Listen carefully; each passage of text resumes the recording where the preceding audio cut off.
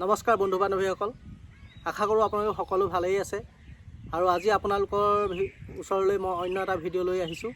আৰু আজি ভিডিঅ'টোৰ টপিকটো এটা ইণ্টাৰেষ্টিং হয় আৰু যিটো মানে জানিবলৈ আপোনালোকৰ সকলোৰে মন গৈ আছে।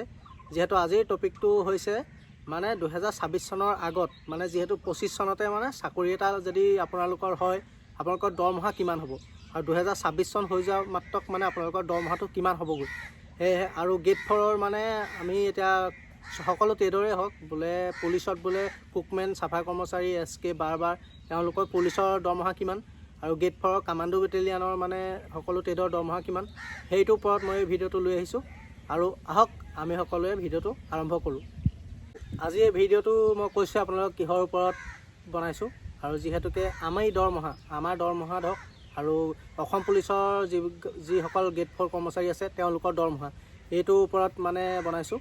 যিহেতুকে আপোনালোকে যিসকলে কামাণ্ডো বেটেলিয়ানৰ প্ৰথম প্ৰিফাৰেঞ্চ দিছিলে, আপোনালোকৰ ভাইভা টেষ্ট একেটাই, পুলিচত যিটো ভাইভা টেষ্ট হৈছে সেইটোৰ ওপৰতে আপোনালোকৰ কামাণ্ডো বেটেলিয়ানত আপোনালোকৰ পোষ্টিং হ'ব, আপোনালোকৰ আছাম পুলিচত পোষ্টিং হ'ব, আপোনাৰ ফৰেষ্ট গাৰ্ডত পোষ্টিং হ'ব, আৰু আপোনালোকে CDHG হয়, যিটো চিভিল ডিফেন্স এণ্ড হোমগাৰ্ড, সেইটোত পোষ্টিং হ'ব। আপোনালোকৰ মানে যোনটো প্ৰিফাৰেঞ্চ দিছিলে সেইটোৰ ওপৰত আপোনালোকৰ পোষ্টিং হ'ব। আৰু আপোনালোকৰ সকলোবোৰ ইণ্টাৰভিউ মানে ভাইভা টেষ্টটো আপোনালোকৰ একেটা এইটোতে হৈ গৈছে। আৰু আপোনালোকৰ প্ৰিফাৰেঞ্চৰ মতে আপোনালোকে বেলেগ বেটেলিয়ানত মানে বেলেগ হেৰিয়ত আপোনালোকে পোষ্টিং হ'ব। যিহেতুকে মোৰ প্ৰথম প্ৰিফাৰেঞ্চ সকলোতে আছিলে, কামাণ্ডো বেটেলিয়ানত আছিলে, সেয়েহে মই কামাণ্ডো বেটেলিয়ানত মই পোষ্টিং হৈছিলোঁ। আৰু যিসকলে প্ৰথম প্ৰিফাৰেঞ্চ মানে অসম পুলিচত দিছিলে, অসম পুলিচত পোষ্টিং হ'ব। আৰু যিহেতু অসম পুলিচত পোষ্টিং হৈ যোৱা মাত্ৰকেই মানে কামাণ্ডো বেটেলিয়ানৰ গেট 4ৰ কৰ্মচাৰীতকৈ 3-4 হাজাৰ টকা এটা অলপ চেলাৰীটো কম হয়।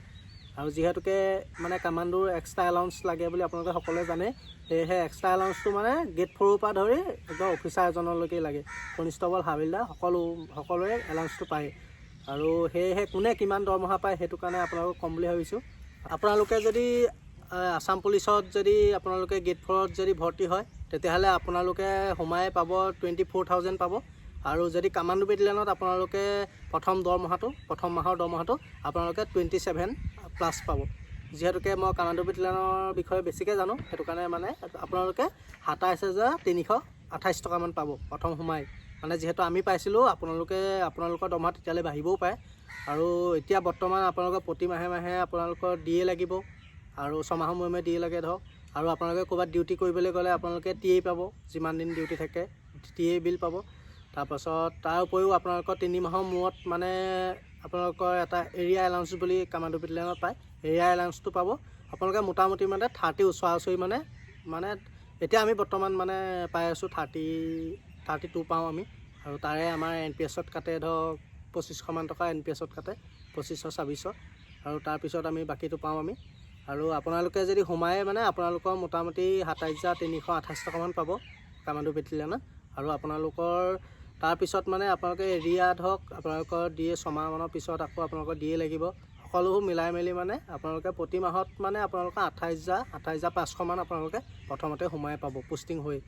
আৰু যিহেতুকে প্ৰথম সোমাই আপোনালোকে প্ৰথম মাহতে দৰমহাটো নাপাবও পাৰে। আপোনালোকে জানেই যে আমাৰ অসম পুলিচৰ এটা সেইটো মানে প্ৰথম সোমাই মানে আপোনালোকৰ দৰমহা প্ৰথম মাহতে নাপায়, 2-3 মাহ লাগি যায়। যিহেতু আমাৰো 2 মাহ লাগিছিলে, আৰু 2 মাহৰ পিছত আমাৰ দৰমহাটো একেলগে সোমাই গৈছিলে। এটা কাৰণে ভালেই, মানে প্ৰথমতে গৈ মানে সোমাই বহুত পইচা একেলগে আপোনাৰ নিজৰ ইনকম হয়, আপোনালোকৰ সেইটো বহুত ফূৰ্তিয়ে হয়। আমাৰো ভাল লাগিছিলে একেলগে ইমান পইচা একেলগে দেখি পেলানি। আৰু যিহেতু আপোনালোকে মানে কি গেট 4 বুলি মানে আপোনালোকে এইটো চাকৰিত নথওঁ এনেকুৱা নকৰিব। যিহেতুকে আপোনালোকে এতিয়া ঘৰত আছে ধৰক, আৰু ঘৰত থাকিলেও ক'ৰবাত দিন হাজিৰা কৰিলেও আপোনালোকে 500 টকা এটা পায়। 500 টকাটো পালেও আপোনালোকৰ 30 দিন কামলৈ গ'লেহে ধৰক আপোনালোকে 15,000 টকা এটা হয়। সেয়েহে আপোনালোকে এই 4th গ্ৰেড চাকৰি বুলি নহাকৈ নাথাকিব। ইয়াত আপোনালোকৰ মিনিমাম ডেইলি চেলাৰী আপোনালোকে 1000 হৈ যায়। সেয়েহে আপোনালোকে যিমান পাৰে সিমান গেট 4 চাকৰিটো ল'বলৈ চাওক। আৰু যিহেতু 2026 চন আহি আছে, 26 চন যেতিয়াই সোমাই যাব তেতিয়াই আপোনালোকে জানেই 8 পে লাগি যাব।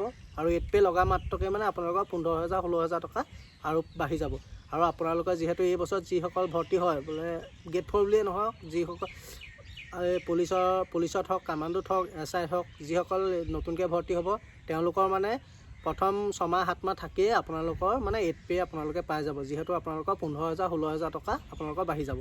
আৰু এতিয়াও যদি আপোনালোকে যদি 27 পায় তাৰপিছত আৰু যদি 15,000 16,000 বাঢ়ি যায় আপোনালোকৰ মিনিমাম কিমান 35 মান হ'ব 30 মানে 40 ওচৰা-ওচৰি হৈ যাবগৈ আপোনালোকৰ সেয়েহে আপোনালোকে যিমান পাৰে সিমান মানে এতিয়া মানে এই চাকৰিটো ল'বলৈ চাওক 4th গ্ৰেডেই হওক বা কনিষ্টেবলেই হওক SI হওক যিহত পাৰে তিহত আপোনালোকে এজন চৰকাৰী কৰ্মচাৰী হৈ যাবলৈ চাওক আৰু যেহেতু ভিডিঅ'টো এইটোৱে আছিল আপোনালোকক আৰু আপোনালোকে কিবা সুধিব থাকিলে কিবা ট্ৰেডৰ ওপৰত যদি 4th গ্ৰেড কৰ্মচাৰী যদি কিবা ট্ৰেডৰ ওপৰত যদি প্ৰশ্ন সোধে যিহেতু ইণ্টাৰভিউ হৈ আছে এতিয়া বৰ্তমান আৰু সেয়েহে আপোনালোকে মোক সুধিব পাৰে কমেণ্ট কৰিব মই সকলো উত্তৰ দি আছোঁ ধন্যবাদ